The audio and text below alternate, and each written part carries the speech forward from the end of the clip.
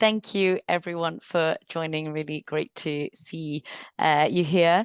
This is a really short webinar. This is 30 minutes, but we want it to be as sort of helpful and practical and interactive as possible. So while Nadia and I are going to have a chat about exploring new markets, please just feel free to ask questions in the chat and we'll have a look at them as we go, and then we'll do our best to answer them either along the way or at the end of the session. And anything we don't have the chance to answer, then we'll come back to you with further answers afterwards. So please just, as questions come up, put them in the chat, and we'll look at them along the way.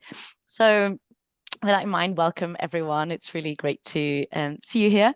And as mentioned, this is a really short session, but we set this up because we wanted to help people think of creative ways to grow your business in challenging times.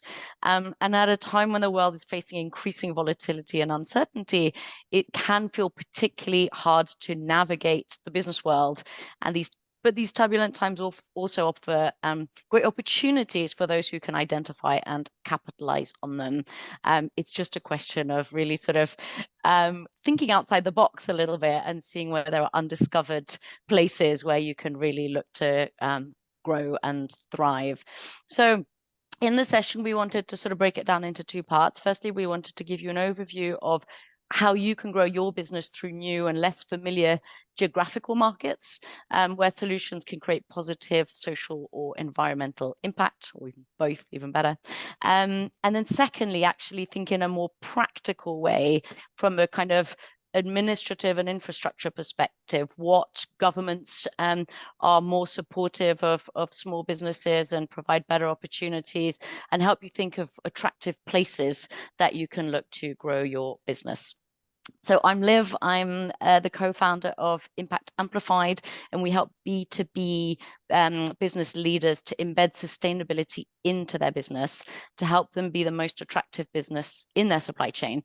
I'm based in the UK, but I support founders from all around the world to be more resilient in the face of fast-changing markets. And with me, I have Nadia, co-founder of Impact Collective. I'm going to let you introduce yourself. Thanks, Liv. Yeah, good setup. So I'm Nadia. I'm co-founder of the Impact Collective, and we are impact entrepreneurial ecosystem builders. And what we mean by that is that we work with different businesses and organizations and even governments to help create more positive social and environmental impact, whether in their businesses or as a strategic decision within governments and other plans. So we've worked mostly well, we were started out in London, so quite metropolitan based, but we've increasingly worked in more remote locations, and hence also why the focus of this topic, looking at some of the more lesser marketed geographies that people might want to take a look at. Great, thank you, Nadia. So first, in exploring what market opportunities look like, so we help SMEs to understand how they can future-proof themselves and be in this better position to grow their markets in their business in challenging times. And of course, this can feel quite overwhelming and daunting. But one of the things that we help finders to understand is the context and system that they operate within, and then some of the key challenges that their existing clients face in the light of climate change and social and environmental shifts.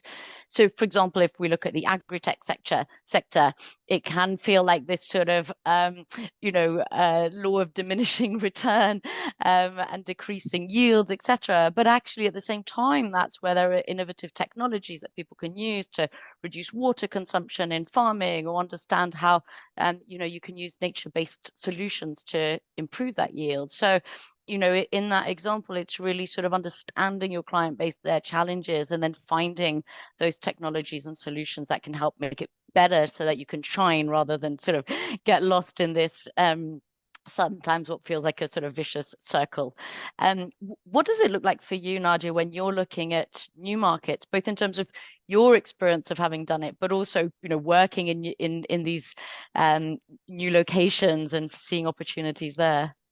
Yeah, no, and I think this is one of the things, both with as you have your own business, but also you have a solution, but one thing we really advocate is about, making sure you're falling in love with the problem and not necessarily your solution, but you need to see how your solution can adapt to what's out there. So one of the things is around, really researching the markets that you're going into and identifying those challenges and turning those into opportunities. So one of the focus areas with this is that while you might think that your markets might be the big hubs where ultimately a lot of solutions are already well defined and exist, and you have a thriving ecosystem that have traditionally been there to support, more, I'd say, what we're calling more remote locations have opportunities around this too. So really understanding those and understanding what their needs are and their opportunity or the challenges, and how your solution might be able to address some of those in order to create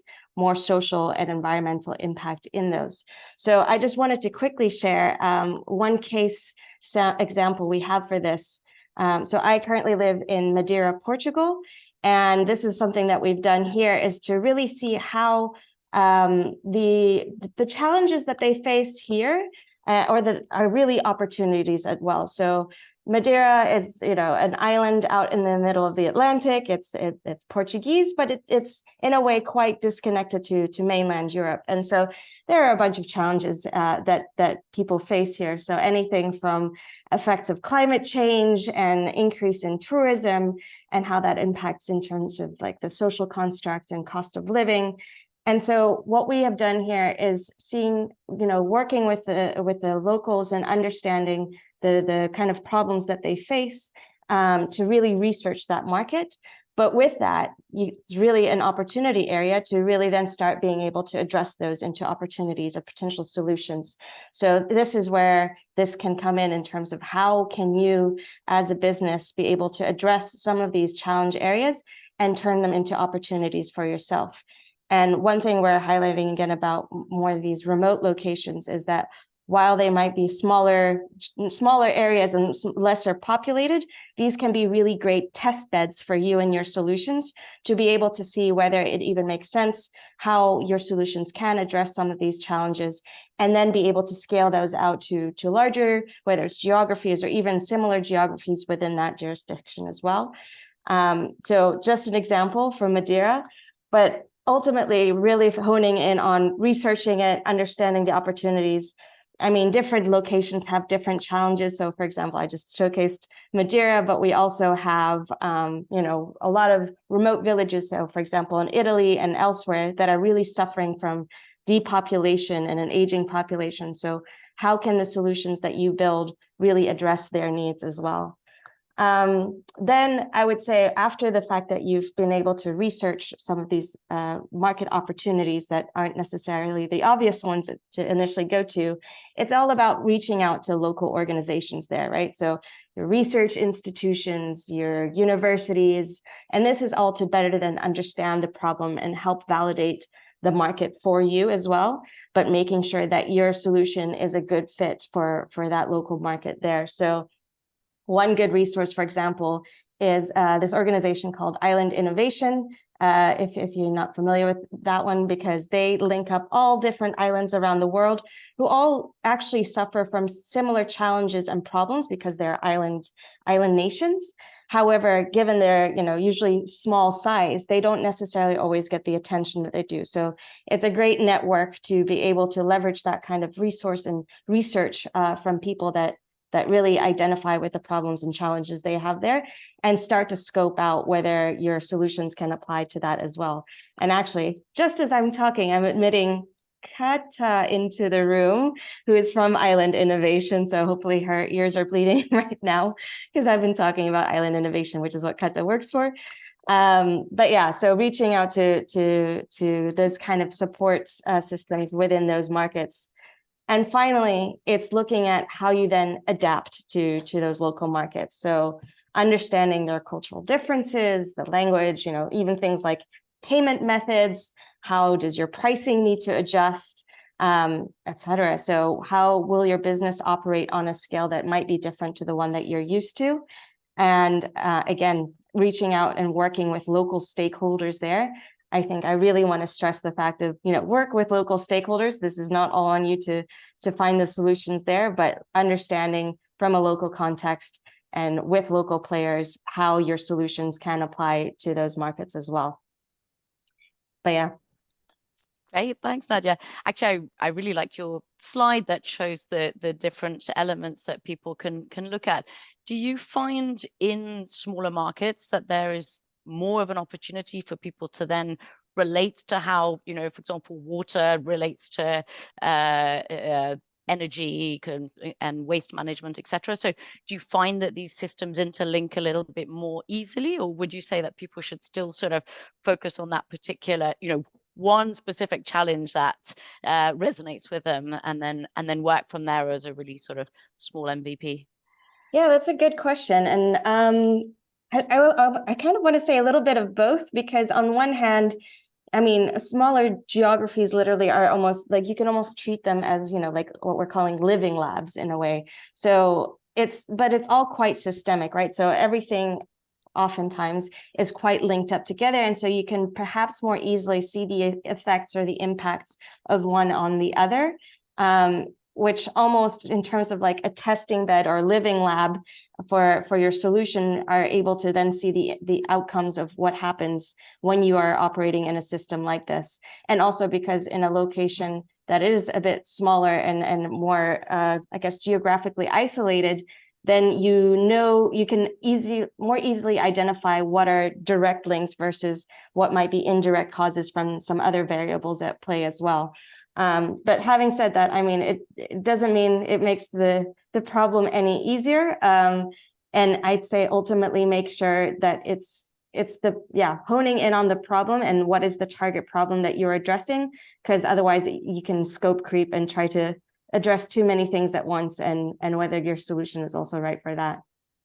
Yeah, that's really helpful. Thank you. So you're right. I guess initially hone in on that challenge, but then the next, for the MVP, but then I guess it gives the opportunity to see the next stage already, which is where you're connecting it to the other systems. And something that, is sometimes quite a challenge in bigger markets like the UK, which is, the impossibility of being able to link to all of the different, firstly, just testing your own challenge and solution, and then actually being able to link it to the other systems. I mean, water is such a good example, as is waste management, where it interconnects with so many of the other spaces. So that is really helpful. Thank you. Exactly, no problem. But yeah, and actually, so given Liv, you are an expert on kind of on the UK side of things and working with UK startups, I guess from your side, what do you think is kind of the support that would be needed, or that UK companies,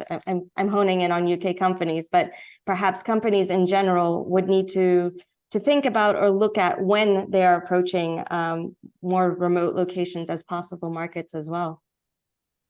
I think so. Actually, if you are a UK company and you're looking to go into a more remote location, I think that's a really helpful test bed in order to firstly test how you can scale, and then, as I say, sometimes you're so sort of narrowed into that one particular area of the problem that I think when you're looking at genuine environmental change at scale that is sort of meaningful and embedded into the system, I think it is helpful to be able to understand how it plays with the other industries. So I think it gives people a good opportunity to understand how they fit into the bigger picture and how they can genuinely affect systemic change, and use that as a test bed to test that, but also as a good opportunity to understand how you start scaling internationally. It's hard enough running your business in one country, and then the dream is to then keep scaling across multiple jurisdictions. And actually just those that initial phase of understanding the differences in culture, in pricing, in your market, in sort of working across multiple locations, makes it a lot easier in a smaller location to really be able to find who the contacts are, speak to them more directly. I certainly find that when I'm helping entrepreneurs to relocate to the UK, one of the things is I'm always desperately convincing them not move into London, and to actually look at the smaller locations across the UK, because for exactly those reasons, it's a lot easier to access the right clients, the right networks, the right collaborators. They're a lot more open to trying out new solutions and working with people. So this is a sort of really helpful opportunity to then look at that international scale, and reduce the variables, I guess, when it's such a complex process. Yeah, definitely. Yeah. And I think it's Great. also, as you said, I mean, literally Madeira here, I feel like everyone knows everyone. And if everyone doesn't know everyone, someone will know someone that knows the person that you need to know, right? So it's in some ways quicker, in some ways slower, but definitely in terms of getting to know the right contacts is a lot easier to get to sometimes in smaller places. Yeah. And that's a good point. I think it is also important to be realistic that it's sometimes quicker and sometimes slower, isn't it? Sometimes more remote locations are slower in moving. And that is an important factor to bear in mind, rather than thinking everything is automatically going to speed up. Sometimes the Yeah, culture no, is a not bit to different as well. sugarcoat and make sure. Yeah, don't want to send the message here that, in terms of meeting expectations, that more remote locations will operate with the same kind of efficiency, I'd say, as more metropolitan hubs. There can definitely be their own annoyances and grievances around how slow things move sometimes, also depending what stakeholders you're working with. But yeah, I think, yeah, back to, I guess, for that expectation management, what would be good things that would make life and running business in more remote locations easier, do you think, Liv? Actually, so this probably moves us nicely onto the next part, which is actually some of the infrastructure and the opportunities that are provided by different ecosystems and the government. So again, sort of coming back to the UK, where I help a lot of entrepreneurs to set up in the UK, actually, it's really, we sort of mustn't underestimate the importance of the opportunities given by, as I say, with government and ecosystem. So think about things like, how easy is it to get a visa? The UK certainly offers, entrepreneurial visas, and it makes it a lot easier if you're an entrepreneur to get that kind of visa. And then there's also just the ease of setting up a business. And so creating a business, but also any tax benefits for setting up a business, as well as sort of, R&D, different sort of tax support, reduction to help you grow your business. Also important to sort of look at the opportunities for collaboration and research. So in the UK, again, there are a lot of opportunities to collaborate with universities as well as larger organizations, to look at specific pieces of research around innovation, and in particular in the environmental space, because that is a huge area of need, which everyone is understanding they need to focus on. So I'd say understanding the sort of ecosystems and clusters, and also importantly what the investor landscape looks like, as well as the entrepreneurial ecosystem. So again, in the UK, there are huge tax benefits which incentivize people to invest into early stage businesses, and that in turn creates an ecosystem of entrepreneurs. And then there's a really big support network of entrepreneurs working together who can collaborate, make introductions, also just be a sort of sounding board on the challenging journey that it is. So I would say those are the sort of really high level things that people should look out for, certainly when they're coming to the UK. I don't know if it's any different in island nations. Well, no, definitely. I think it gives a good perspective in terms of what should be good things to look out for, because the UK does this really, really well, and other locations can learn or have learned from that, I would say, right? So definitely in terms of ease of starting and running a business, making sure how that applies into the different geographies you might be looking at. What kind of regulatory support is there? What are existing supply chains that you might need to access to for your specific solutions or for your specific business? Don't make it too hard on yourself by just going. I don't want to idolize, these more remote locations, but there needs to be good support in place in terms of building up these ecosystems as well. But the good thing is that some, and a lot of locations actually have started doing this or have looked at this already and have implemented already. So even, for example, company or tax incentives of moving there. So again, here in Madeira, we have a free trade zone where it means there's a 5% corporate tax rate, which is one of the lowest in Europe. The Canary Islands have something similar. Their special zone where I think it's actually 4% corporate tax rates.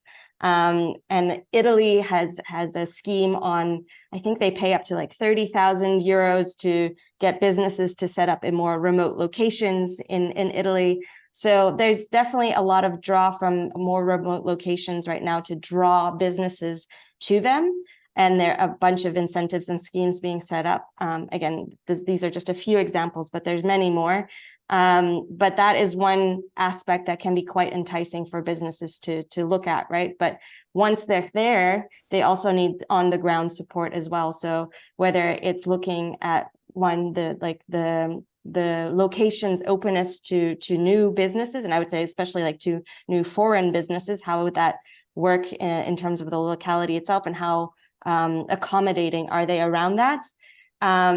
And then seeing what the ease of actually moving there is. So whether it's around entrepreneur visas, travel to get there, are you still going to be headquartered in another location that you need frequent access to? What are the language requirements? Can you operate your business in your language, or do you need to adjust as well? And then, yeah, what are the support systems that are available within those locations as well? So one of the things that again, biased here with Madeira, there's the International Business Center that's focused on setting up international businesses within Madeira. But there's also things like Startup Madeira, which is an ESO that supports startups in the space to get them connected to the right stakeholders, to potentially find pilot partners for them, to get through like the bureaucracy and help them through that system as well, of even getting set up as a business. And then also here we have now a program. So look at program supports within these more remote locations. So here in Madeira, for example, there's a big focus now on blue economy innovation. So same with Island Innovation, we ran a blue economy forum to really bring stakeholders together to start working on some of these solutions that can be applied here. But there's also now this program called Hub Azul, which is supporting, I believe, 10 to 20 startups that operate in the blue economy space. So that's around oceans, shipping, fishing, to bring their solutions to Madeira, to really apply them and see how they can benefit not just Madeira, but the surrounding regions as well. And they provide expert support, they provide business support, they provide research contacts. So it's those types of programs that you really want to look out in these locations that can really, really help.